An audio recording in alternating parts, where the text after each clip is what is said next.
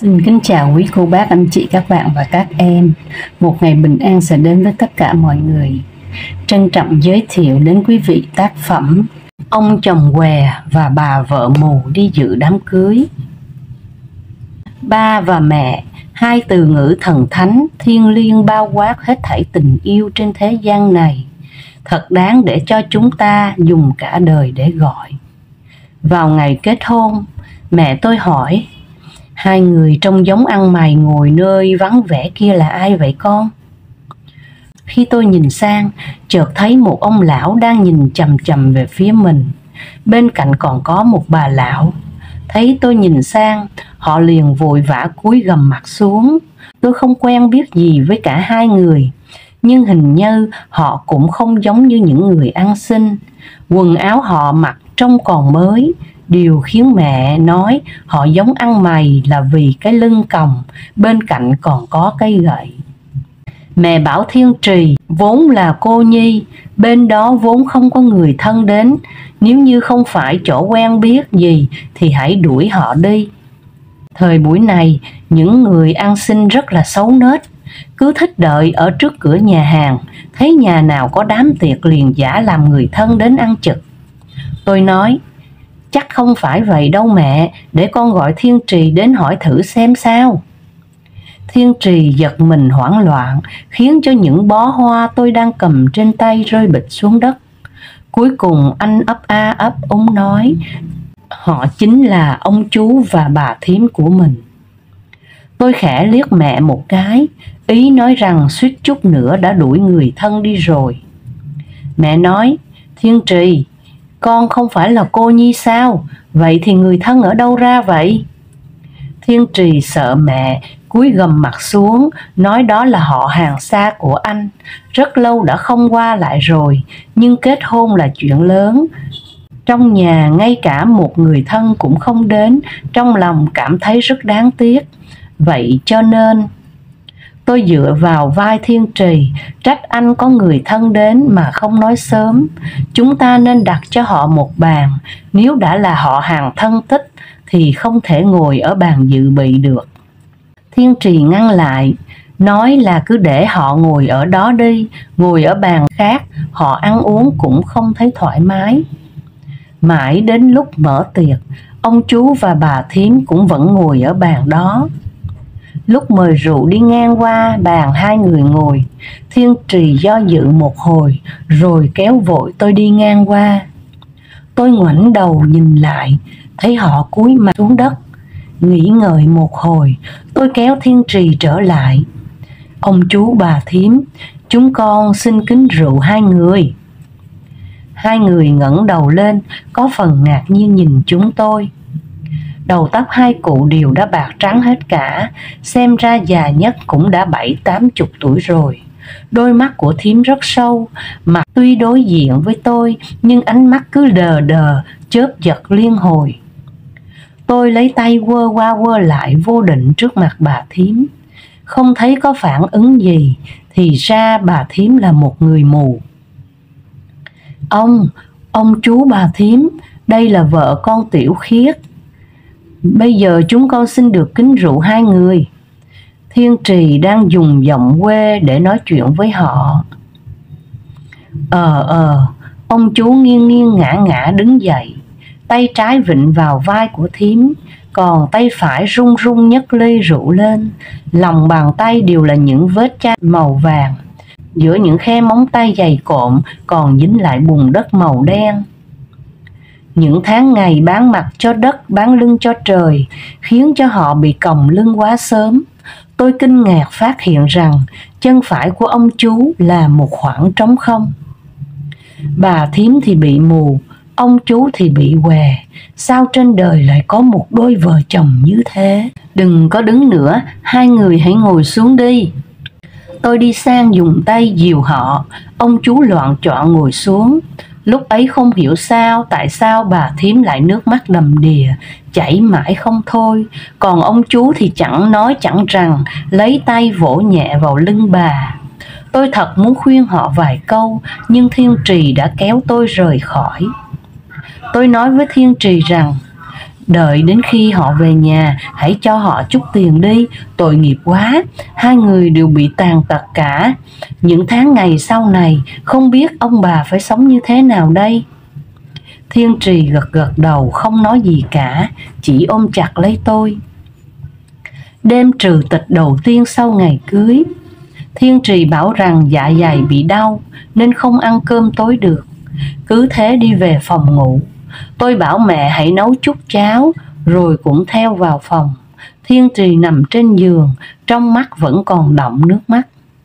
Tôi bảo Thiên Trì không nên như vậy, đêm trừ tịch đầu tiên mà không ăn cơm tối với cả nhà, lại còn chạy vô phòng như thế nữa. Cứ như là cả nhà em đã bạc đãi anh vậy. Cứ mỗi lần đến ngày lễ Tết đều bị đau dạ dày. Sao lại có chuyện như vậy được? Thật ra em biết anh không phải bị đau dạ dày. Nói đi, rốt cuộc là có chuyện gì vậy? Thiên Trì rầu rĩ một hồi lâu rồi nói: Xin lỗi em, chỉ là anh nhớ đến ông chú bà thím, còn có ba mẹ đã mất của anh nữa. Anh sợ trong lúc ăn cơm không nhịn được sẽ khiến cho ba mẹ không vui, nên mới nói là bị đau dạ dày. Tôi ôm chầm lấy anh nói: Ngốc quá, nhớ họ thì khi đón Tết xong chúng ta sẽ đi thăm họ là được rồi. Hơn nữa em cũng rất muốn biết hai người họ sống thế nào. Thiên Trì nói: Thôi, đường núi đó rất khó đi em à. Em sẽ rất mệt đó. Hãy đợi khi nào đường xá thông suốt. Khi đó chúng ta đi chắc cũng đã con cái rồi. Lúc đó anh sẽ dẫn em đến đó thăm họ vậy. Trong lòng tôi rất muốn nói: Đợi đến khi chúng ta có con rồi chắc họ đã không còn nữa. Nhưng không dám nói ra, chỉ nói vậy thôi, mình hãy gửi chút tiền và đồ dùng cho họ. Giữa kỳ Trung thu năm thứ hai, tôi đang công tác ở bên ngoài. Tới Trung thu đó lại không về nhà được. Tôi rất nhớ Thiên Trì và ba mẹ, nên liền gọi điện cho Thiên Trì nấu cháo điện thoại rất lâu. Tôi hỏi Thiên Trì rằng những lúc nhớ tôi không ngủ được thì làm thế nào đây? Thiên Trì bảo là lên mạng hoặc xem tivi. Nếu như vẫn không được thì nằm ở đó mở to mắt mà nhớ tôi vậy.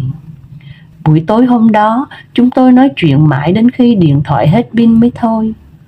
Vốn dĩ muốn chọc ghẹo chồng một chút, thật không ngờ. Nằm trên giường ngủ trong khách sạn, nhìn ánh trăng tròn bên ngoài cửa sổ, tôi làm thế nào cũng không ngủ được. Mở to đôi mắt mà nước mắt cứ chảy mãi không ngừng. Tôi thật sự rất nhớ Thiên Trì, nhớ ba mẹ. Nghĩ rằng Thiên Trì chắc cũng không ngủ được, không chừng vẫn đang còn ở trên mạng.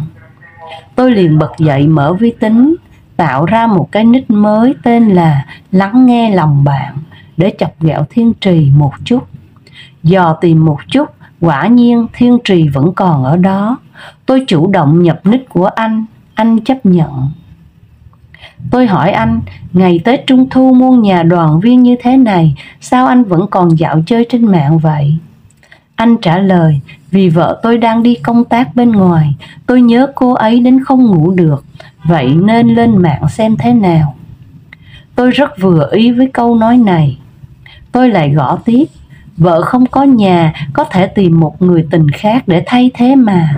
Giống như nói chuyện trên mạng vậy nè, tâm sự để tự an ủi mình một chút.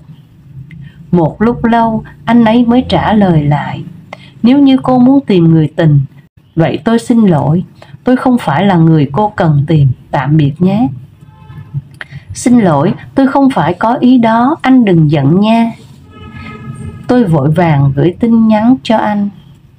Một lát sau, anh ấy hỏi tôi, sao bạn lại dạo chơi trên mạng vậy? Tôi nói, tôi làm việc bên ngoài, bây giờ cảm thấy rất nhớ ba mẹ. Lúc nãy cũng vừa mới nói chuyện với bạn trai xong, nhưng vẫn không ngủ được, liền lên mạng để giải trí một chút. Tôi cũng rất nhớ ba mẹ tôi, chỉ có điều là người thân đang ở bên ngoài, con muốn phụng dưỡng mà không được. Người thân ở bên ngoài, con muốn phụng dưỡng mà không được, có nghĩa là sao? Tôi lặp lại câu này rồi gửi cho anh. Tôi có chút khó hiểu, Thiên Trì sao lại nói những lời như thế?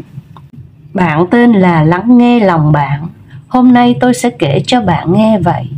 Có một vài chuyện mà để trong lòng quá lâu, thế nào cũng sẽ sinh bệnh tật. Nói ra chắc sẽ dễ chịu hơn một chút. Dù sao đi nữa, tôi và bạn cũng không biết gì nhau. Bạn cứ xem như là nghe một câu chuyện vậy. Thế là tôi tình cờ biết được câu chuyện mà Thiên Trì đã cất giấu trong lòng bấy lâu nay. Và Thiên Trì đã kể, 30 năm trước, cha tôi lúc ấy đã gần 50 tuổi mà vẫn chưa lấy được vợ. Vì ông bị què, cộng thêm gia cảnh nghèo khó nên không có cô gái nào muốn gả về cho gia đình ông. Về sau, trong làng có một ông lão ăn xin dắt theo cô con gái bị mù. Ông già đó bị bệnh rất nặng. Ba tôi thấy họ đáng thương nên liền bảo họ cho vào nhà nghỉ ngơi. Thật không ngờ vừa nằm xuống thì không dậy được nữa. Sau này con gái của ông già đó cũng chính là cô gái mù kia đã được gả cho ba tôi. 2 năm sau thì tôi được sinh ra. Nhà chúng tôi sống rất kham khổ, nhưng trước sau tôi vẫn không hề đói bữa nào. Ba mẹ không thể trồng trọt được, không có thu nhập, đành phải tách hạt bắp cho người ta. Một ngày lột đến cả 10 đầu ngón tay sưng rộp lên cả máu. Ngày hôm sau liền quấn vải rồi tách tiếp. Vì để cho tôi được đi học, trong nhà ba mẹ nuôi 3 con gà mái. 2 con đẻ trứng bán lấy tiền, còn con còn lại đẻ trứng cho tôi ăn. Mẹ bảo rằng những lúc bà đi ăn xin ở trong thành phố, nghe nói những đứa trẻ trong thành phố đi học đều được ăn trứng gà. Con nhà chúng ta cũng được ăn, sau này nhất định sẽ thông minh hơn cả những đứa trẻ khác trong thành. Vậy mà trước sau họ đều không ăn. Có lần tôi nhìn thấy mẹ sau khi đánh quả trứng vào nồi, bà đã dùng lưỡi liếm liếm những lòng trắng còn sót lại trong vỏ trứng. Tôi liền ôm chầm lấy bà khóc sướt mướt. Dù nói thế nào, tôi cũng không chịu ăn trứng nữa. Ba tôi sau khi biết được đầu đuôi câu chuyện, tức giận đến mức muốn dùng gậy đánh mẹ. Cuối cùng tôi đã thỏa hiệp. Điều kiện tiên quyết chính là chia đều quả trứng đó để 3 người chúng tôi cùng nhau ăn. Tuy họ đã đồng ý, nhưng mỗi lần cũng chỉ là dùng răng nhâm nhi 1 miếng 2 miếng cho có vậy thôi. Những người trong thôn trước giờ đều không hề gọi tên tôi, mà đều gọi tôi là con của ông què và bà vợ mù. Ba mẹ chỉ cần nghe thấy có người gọi tôi như vậy thì nhất định sẽ liều mạng với người đó. Mẹ nhìn không thấy, sẽ lấy miếng gạch mà ném loạn xạ cả lên, miệng chửi rằng: cái đồ trời đánh nhà chúng mày. Chúng tôi tuy bị què bị mù, nhưng con chúng tôi bình thường lành lặn, nên không cho phép chúng mày gọi như thế. Sau này chúng mày sẽ chẳng có đứa nào bằng được con tao đâu. Kỳ thi trung học năm đó, đứa con trai của vợ chồng mù què kia thi được giải nhất huyện, khiến cho họ thật sự được nở mặt nở mày một phen. Mọi người trong thị trấn đã chu cấp tất cả số tiền học phí thay cho nhà chúng tôi. Ngày tiễn tôi đi lên thành phố học, ba tôi cũng lần đầu tiên bước ra khỏi làng vùng sâu vùng xa này. Lúc lên xe, nước mắt tôi chảy dài không dừng. Ba tôi một tay chống gậy, một tay lau nước mắt cho tôi. Con vào thành phố thì hãy cố gắng học hành, sau này sẽ tìm được việc làm và lấy vợ ở đó luôn. Người khác mà có hỏi đến ba mẹ thì con hãy nói rằng con là trẻ mồ côi, không có ba mẹ. Nếu không thì người khác sẽ xem thường con đó. Nhất là con sẽ không lấy được vợ, người ta sẽ chê bai con. Nếu làm lỡ việc lấy vợ của con thì ba cũng không còn mặt mũi nào để gặp tổ tiên nữa. Con nhớ nhé. Ba, tôi bảo ông đừng nói nữa. Đây là những lời gì thế? Chỉ có những kẻ không ra gì mới không chịu nhận ba mẹ mình thôi. Mẹ cũng nói, những lời này là điều đúng đấy cả con ạ. Con phải nghe mới được. Con có còn nhớ lúc con ở trường hay không? Chỉ cần nói con là con cái của vợ chồng mù què trong làng thì mọi người lập tức khinh thường, chế giễu con đó thôi. Lúc mới bắt đầu, ngay cả thầy cô trong trường cũng không thích con. Sau này nếu con dẫn vợ thành phố về thì hãy nói chúng ta chính là ông chú bà thím của con. Vừa nói xong, bà vừa khóc vừa lau nước mắt. Ba nói, tốt nhất là đừng có dẫn vợ về nhà. Hễ dẫn vợ về nhà, mẹ con lại không nhìn được, như vậy sẽ lộ tất cả thì nguy. Sau đó, ông liền dúi 10 quả trứng gà đã luộc chín sẵn vào lòng tôi, rồi dẫn mẹ đi mất. Tôi đứng lặng nhìn theo hình bóng của họ, nước mắt chảy mãi không thôi. Nghe kể đến đây, khóe mắt tôi bỗng cay cay. Tàn tật không phải là lỗi của họ, đó chẳng qua chỉ là số mệnh buộc họ phải thế. Nhưng họ đã sinh ra cho tôi một thiên trì hoàn mỹ. Thiên trì ngốc nghếch này, cha mẹ như thế này, thử hỏi còn có cha mẹ nào hoàn mỹ hơn thế nữa chứ. Tôi rất tức giận, sao anh ấy lại xem thường tôi như thế? Vậy sau đó anh liền nói với vợ anh rằng họ chính là ông chú bà thím hay của anh hay sao? Tôi gõ câu hỏi này rồi gửi cho anh. Vốn dĩ tôi không tin, người vợ tôi tìm là tôi, chứ không phải ba mẹ. Tại sao ngay cả ba mẹ cũng không thể nhận chứ? Vậy mà tôi ở bên ngoài 10 năm, ba mẹ không hề đến trường thăm tôi dù chỉ một lần. Năm đầu tiên làm việc, tôi muốn dẫn họ vào thành phố chơi, họ đều không chịu, nói rằng nếu chẳng may để cho người khác biết ba mẹ tôi là người tàn tật, họ sẽ bôi tro trát trấu lên mặt tôi, như vậy sẽ ảnh hưởng đến việc lấy vợ của tôi. Người thân ở bên ngoài, con muốn tận hiểu mà không được. Cả đời họ đều ở trong vùng núi xa xôi mà không muốn ra ngoài. Mẹ có nói rằng chính bà là từ thành thị đến đây, nhưng như vậy nào có ý nghĩa gì đâu. Sau này tôi đã quen một người bạn gái. Khi tôi cho rằng thời cơ đã chín mùi rồi, liền dẫn cô ấy về thăm nhà một chuyến. Nào có ngờ đâu, sau khi đến nhà, cô ấy ngay cả cơm còn chưa dám ăn một bữa, liền bỏ đi ngay. Tôi vội đuổi theo sau. Cô ấy nói rằng nếu phải sống với những người như thế này, ngay cả một ngày cô ấy cũng không sống nổi. Còn nói gen nhà chúng tôi có vấn đề, con cái sau này nhất định cũng sẽ không được khỏe mạnh. Nghe xong những lời này, tôi tức đến nỗi bảo cô ấy rằng đi được bao xa thì cứ đi. Về đến nhà, mẹ tôi đang khóc nức nở, còn ba thì mua luôn miệng trách mắng tôi. Bảo tôi không nghe những lời họ nói, không muốn đứt hương hỏa nhà chúng tôi. Về sau, tôi đã quen bạn gái thứ hai, chính là vợ tôi bây giờ. Tôi rất yêu cô ấy, ngay cả nằm trong mơ tôi cũng sợ mất cô ấy. Nhà của cô ấy lại rất giàu có, họ hàng thân thích đều là những người có địa vị trong xã hội. Đã có vết xe đổ lần trước, vì thế tôi rất sợ, tôi đành phải làm đứa con bất hiếu. Nhưng mỗi lần đến ngày lễ Tết tôi đều nhớ đến họ, trong lòng như có tảng đá lớn đè lên rất khó chịu. Vậy anh trước giờ không nói cho vợ anh biết sao? Biết đâu cô ấy sẽ thông cảm chuyện này thì sao? Tôi chưa từng nói, cũng không dám nói. Nếu như cô ấy chấp nhận, tôi nghĩ rằng mẹ vợ tôi cũng sẽ không chấp nhận. Tôi sống cùng với họ, ba vợ là người rất có tiếng tăm bên ngoài. Nếu như ba mẹ tôi đến rồi, không phải là bôi tro trát trấu vào mặt họ hay sao?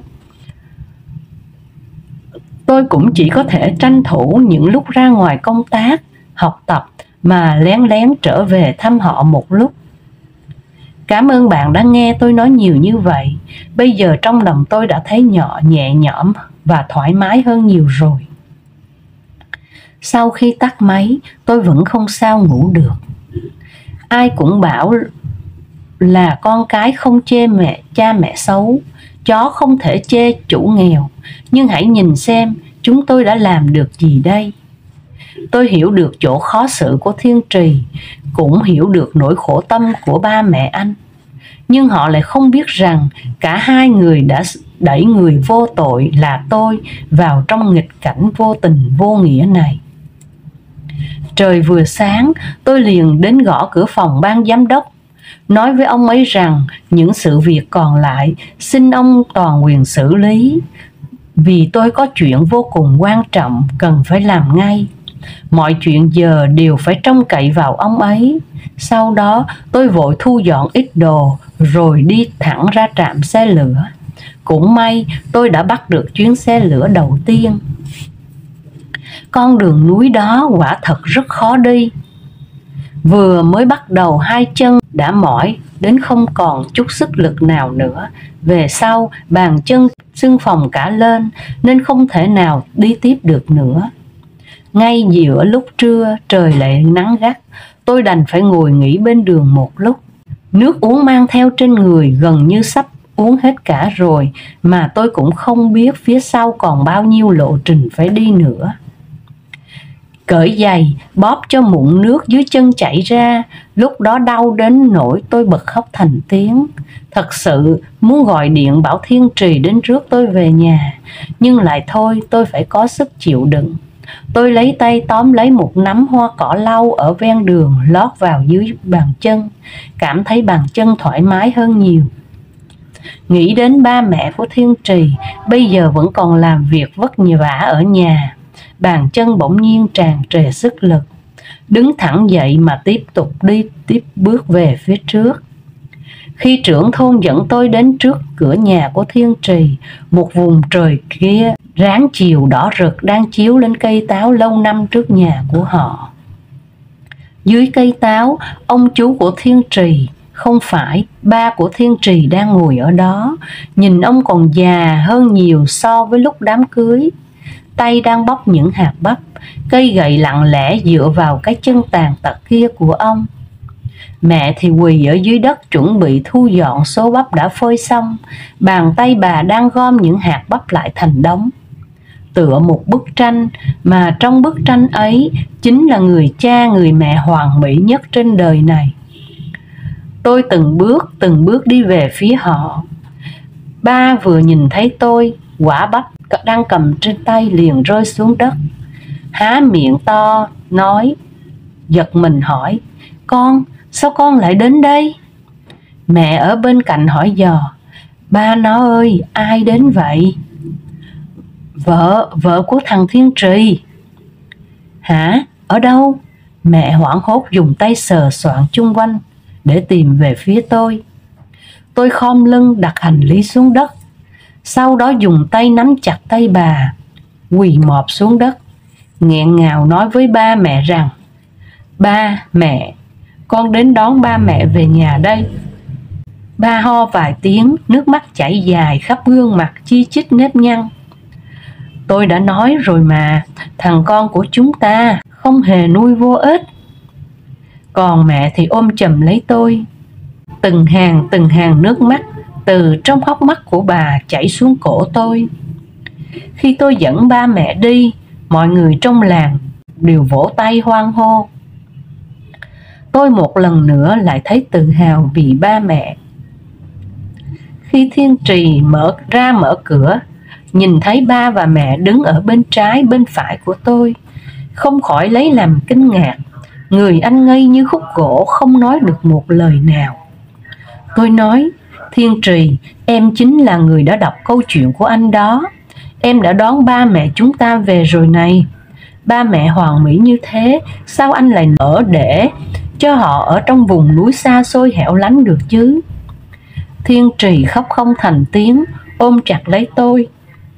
Hai hàng nước mắt lăn dài xuống cổ tôi giống như mẹ anh vậy. Ba và mẹ, hai từ ngữ thần thánh, thiêng liêng bao quát hết thảy tình yêu trên thế gian này, thật đáng để cho chúng ta dùng cả đời để gọi. Câu chuyện xin được phép dừng lại ở đây. Hẹn gặp lại quý vị vào lúc 5 giờ 30 sáng trên kênh Cô Khanh đọc truyện và lúc 20 giờ trên kênh Truyện Mới Mỗi Ngày. Xin chào.